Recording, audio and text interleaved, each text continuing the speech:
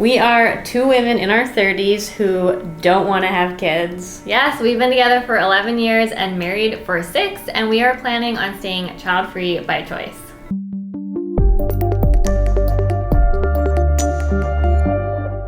Welcome back to our channel. If you're new here, I'm Steph. I'm Katie. We are a married lesbian couple from Vancouver, Canada, and the creators of Let's See the World. So the topic for today's video is our decision to stay child-free by choice. I think this is a conversation that really isn't had enough, and it's a question that we still get all the time about whether or not we're gonna have kids, why we don't have kids yet, how we would have kids if we wanted to have them, and all these things. And so I think there's a lot to say here. There's a lot to chat about. Yeah, I mean, most of the time they're not even questions, they're just assumptions. Yeah, like when are you going to do this? Yeah, when are you going to do that? Why aren't you or will you? It's when are you? Right. And how will you? Yeah, who's doing what and yeah. Yeah, absolutely. So the reason why we think this conversation is so important to have is because people choosing not to have kids, and especially women choosing not to have kids, is still not yet normalized in our society. And we don't think that's very fair. Yeah. So we want to have these conversations just because it helps us to feel more sort of comfortable and confident in our decision. And I want it to make other people feel more comfortable and confident in their decisions, because it's just something that's really not talked about enough, and we want to change that. Yeah, I think a lot of people feel the same way we do. And I think more and more millennials and Gen Zers are kind of in the same boat, and they have other plans for themselves, and yeah, we want to talk about that. Okay, so let's dive right in. I think the first thing that's important to talk about is people our age. We are feeling so much just like pressure from society and from like family and friends. It just becomes so normal to put pressure on people our age about their family plans and whether or not they want to have kids. And it's so interesting to me because it's such a personal choice for people, and yet it's something that everyone just kind of feels entitled to like know about. Yeah, especially when it comes to women and bodies that carry babies. Yeah. There's so much pressure in terms of the ticking time. Yes. And, you have to do this now, or you have to start thinking about it, or you have to start planning it. So when are you going to do it? When are you going to do it? Because your time is running out. And that as well is just completely unfair and awful. It's so true. Yeah. I think there's also this idea that if you say, you haven't decided yet, or you maybe don't want to, like, the response is always like, oh, you'll change your mind. I think we've heard that so many times. And I used to really kind of respond to that with like, yeah, maybe we will. Like I would kind of, because I wasn't yet comfortable being like, no, I'm not going to change my mind. We're not going to change our minds, and this is our decision. Whereas now I'm getting a lot more comfortable saying that. But I think when you do kind of assert your choice not to have kids, there's also this idea that that's a bad decision somehow, or that it makes you a bad person. And that's another thing that I really hate, especially vilifying women in particular for choosing not to become mothers, as if it's like our duty on this earth to have children and raise children and be mothers. And I think that that's just so incredibly unfair. Well, yeah, the word that gets thrown around all the time is selfish. Yes. It's as if the role of a woman is only to ever serve other people, and that anything else would be selfish. Because if you're not constantly taking care of your family, raising children, and if you wanted to just do anything else that was like just for you, that would somehow be selfish. Although we don't think that happens when it's men. And conversations around that are, changing. Yes. Like, especially in recent years, a lot of people are talking about how women should have autonomy and, be able to make choices for themselves and not always be at the service of others. Yeah. But for some reason, the conversation around having children just hasn't really caught up with the other kind of self-care aspects of a woman's life. I still think that society, and this is the main problem, society still sees women as the primary caregivers in the family. And there is this idea that if you don't want to be a parent, you don't want to be a mother, that it's somehow selfish and makes you a bad person. Or it's this idea of like, oh, but it's like a waste because you would be such a good mom because you have all these good qualities that would make you a good mom. But also that idea of, it's like, what are the qualities that would make you a good parent? Like, those qualities are just great qualities to have as a person in general. And like, those are things that help you in your friendships, in your relationships, or in your career, or just in life. Those don't have to be qualities reserved for motherhood. Yeah, exactly. It also doesn't help that people who hold a lot of power in our society, like the Pope, are calling couples selfish for choosing to not have children. Yes, can we talk about that for a second? I want to read what he actually said. This just happened like today or yesterday. Yeah. And it's just mind-blowing to me, and I think it's just so hurtful to so many people. So I'm going to pull it up. So he said, today we see a form of selfishness. We see that some people do not want to have a child, or sometimes they have one and that's it, but they have dogs and cats that take the place of children. This may make people laugh, but it is a reality. So he argues that a couple's decision to remain childless leads to a loss of humanity and does not serve civilization. Yeah. There's so much I could say about that. There's so many problems with that. There are so many problems with that. First, I hate the term childless. We choose to say child-free because childless suggests that you are like missing something, like you are without children and it's this loss for you. Whereas if you are child-free and it's a choice of yours, I don't know, it's just such a like more positive way of putting it. Totally. So he's acting as if, I don't know, he's acting as if that's like, well, he's talking about something being missing, and he's saying that people are choosing to replace this idea of having children with having pets, and that's somehow just not okay for civilization, and it's like this travesty. There's also no mention of any real world situations like how expensive it is to have children, and infertility, and the cost of things like IVF and adoption, and I mean, to just sum it up in a few sentences like that is shame people and have such a big platform and have so many people taking it so seriously is just so problematic. Yeah, it's a shame. I was not happy when I saw that, but not surprised at the same time because this is the narrative, and that's the narrative that we're trying to challenge. Yeah. It's not an easy decision. It's not something that comes very easily for a lot of people, and I think it's really unfair to kind of diminish those struggles that people do have. And when it comes to not just raising a child, which is very expensive, but also for a lot of people having a child is very expensive, and there are a lot of costs associated with that as well. So it's not just like snap your fingers and you have a baby for a lot of people. No, it's a lot. Like we don't take our decision lightly at all not to have kids. It's something that we discussed at great length, like over these past 11 years that we've been together, and luckily we're on the same page about it and always have been. But we're at the age now where our friends have kids, lots of our friends have kids, and we kind of are seeing, people our age in that position and how difficult it is, and how people really have to make decisions around, balancing family and career and friends and all these different things, and it's not easy, and people have to really want it to be able to juggle it all and be willing to go through all that, or the obstacles that it can take as a same-sex couple or anyone struggling with infertility, just the kind of difficult emotional journey it can take to even become parents. Like it's so massive. I mean, we really don't take it lightly at all. No.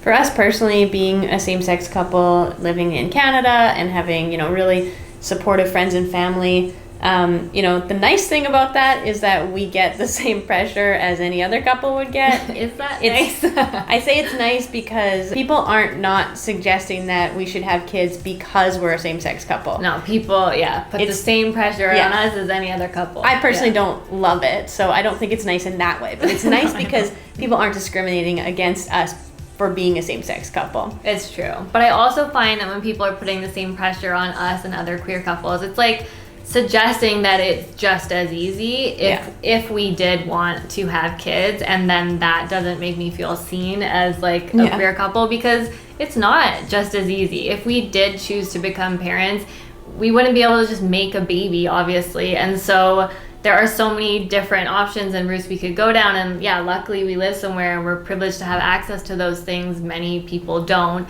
But they're still not easy. They are time consuming. They are super expensive. They take physical and emotional toll on you. And that's the other thing, is you have to be willing to go through all that. And that, I think that's a factor in our decision. It's just I'm personally not willing to do that. And a lot of people are willing, and I love that. And I love that for them, because I mean, they want it. And we've Yeah. seen a lot of people around us. They really, really want it. And Yeah. they go through all of these things. And honestly, they wouldn't change a thing. And I Yeah. love that for them, but it's not for us. Those are the people who should be having kids. Absolutely. The people who really, really, really want to be parents.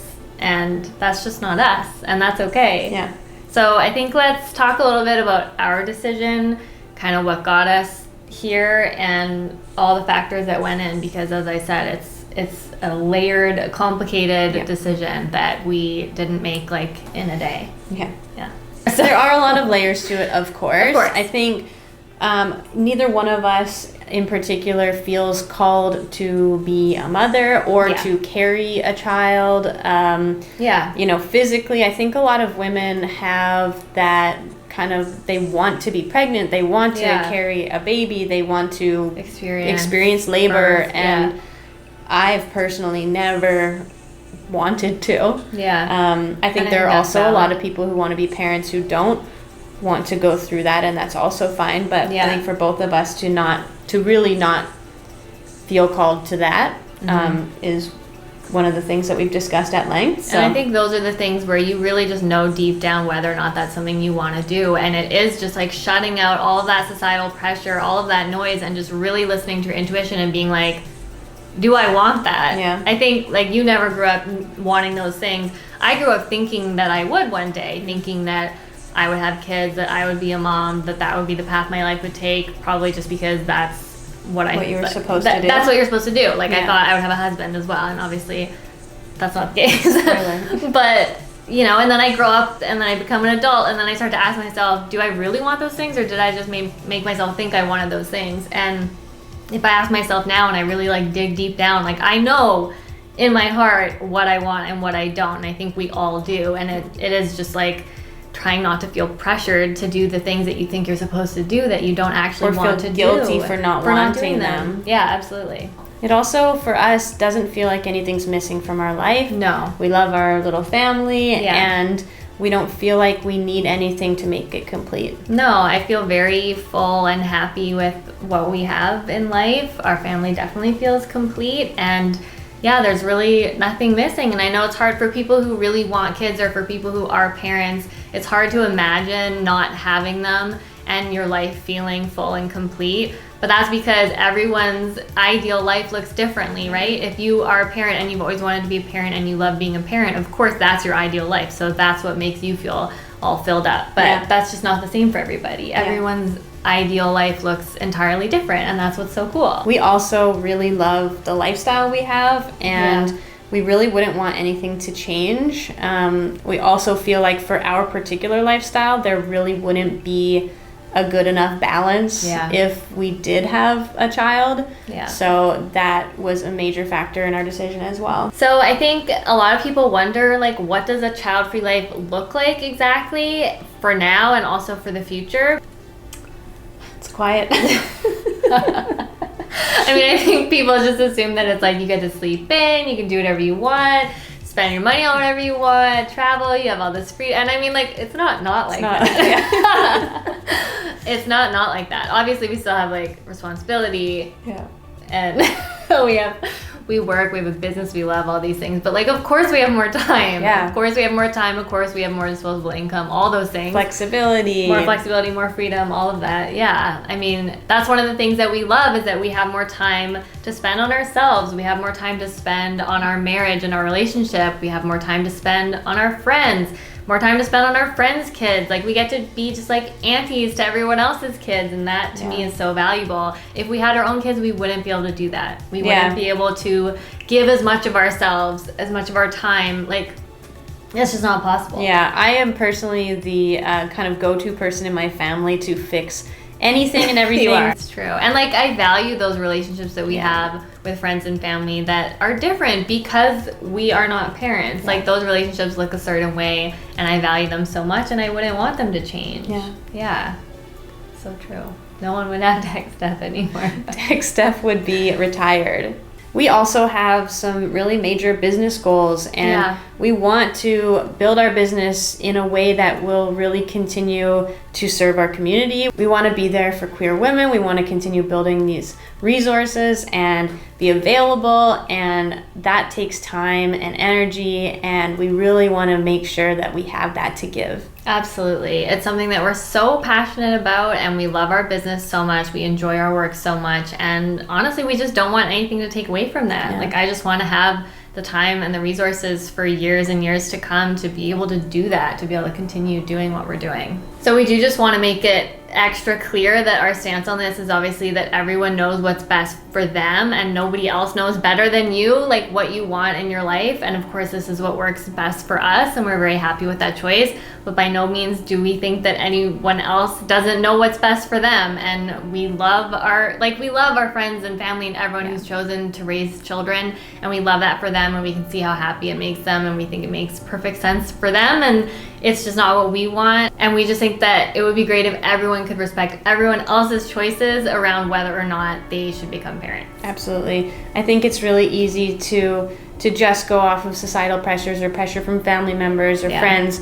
But I think it's really important for each individual to take the time and really think about that decision and make that decision for it yourself. Yes, definitely. And so if there are other people watching this who have also chosen to stay child-free, or you think you are planning to stay child-free, we just wanted to offer some advice and some things that have helped us along the way, because like I said, it's not a decision or like a lifestyle that's normalized very much in society, and it is just kind of this idea that like something's missing, or you're a selfish person for making that choice, or whatever it may be. So we just wanted to also end this by offering some advice. I think the first piece of advice that I would offer is to let go of societal expectations, but also understand that you're probably going to get questions a lot.